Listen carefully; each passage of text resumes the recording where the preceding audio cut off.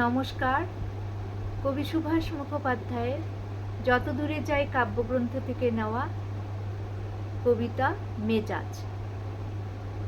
থলির ভেতর হাত ঢেকে শাশুড়ি বিড়বিড় বিড়বিড় করে মালা জপছেন। বউ গটগট গটগট করে হেঁটে গেল। আওয়াজটা বেয়াড়া, রোজকার আটপৌরে নয়, যেন বাড়িতে ফেরিওয়ালা ডেকে শখ করে নতুন কেনা হয়েছে।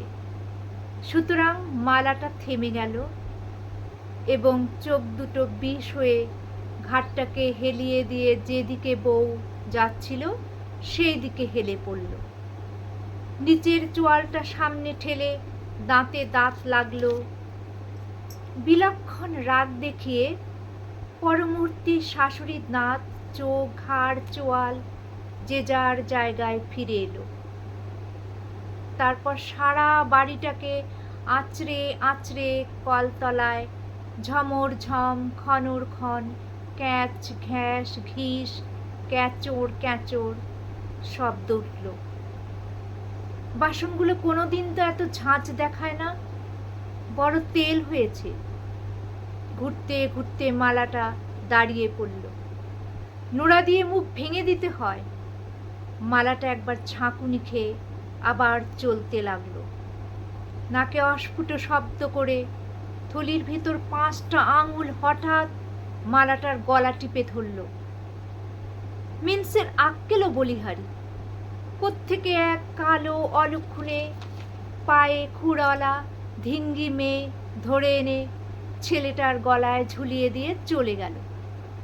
কেন, বাংলাদেশে ফর্সা মেয়ে ছিল না? বাপ অবশ্য দিয়েছিল, থুয়েছিল।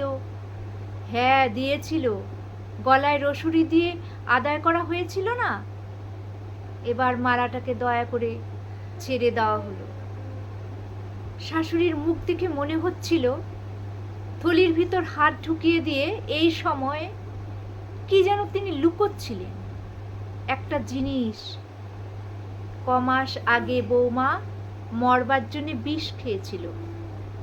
ভাসুরপো ডাক্তার না হলে ও বউ এ বংশের মুখ গালে ঠিক চুনকালি মাখাতো। কেন, অসুখ করে মরলে কি হয়? ঢঙি আর বলেছে কাকে?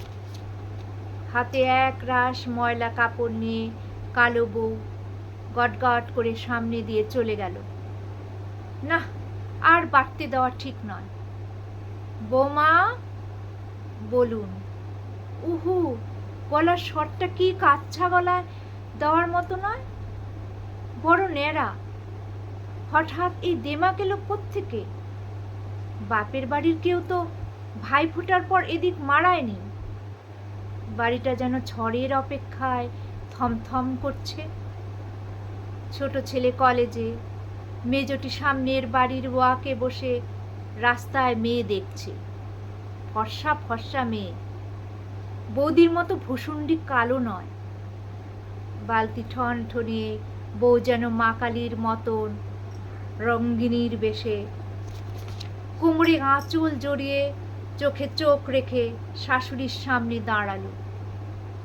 শাশুড়ি কেমন যেন হঠাৎ গা ছমছম করতে লাগলো। তাড়াতাড়ি থলির মধ্যে হাতটা ঢুকিয়ে পেলে চোখ নামিয়ে বললেন, আচ্ছা থাক, এখন যাও। বউ মাথা উঁচু করে গটগট করে চলে গেল। তারপর একা একা পা ছড়িয়ে বসে মোটা চশমায় কাঁথা সেলাই করতে করতে শাশুড়ি এফোর ওফোর হয়ে ভাবতে লাগলেন, বউ হঠাৎ কেন বিগড়ে গেল, তার একটা তদন্ত হওয়া দরকার। তারপর দরজা দেবার পর রাত্রে বড় ছেলের ঘরে আড়ি পেতে এই কথা কানে এলো। বউ বলছে, একটা সুখবর আছে। পরের কথাগুলো এত আস্তে শোনা গেল না।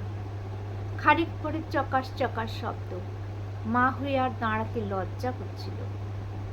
কিন্তু তদন্তটা শেষ হওয়া দরকার। বউয়ের গলা মা কান খাড়া করলেন। বলছে, দেখো, ঠিক আমার মতো কালো হবে। এরপর একটা ঠাস করে শব্দ হওয়া উচিত।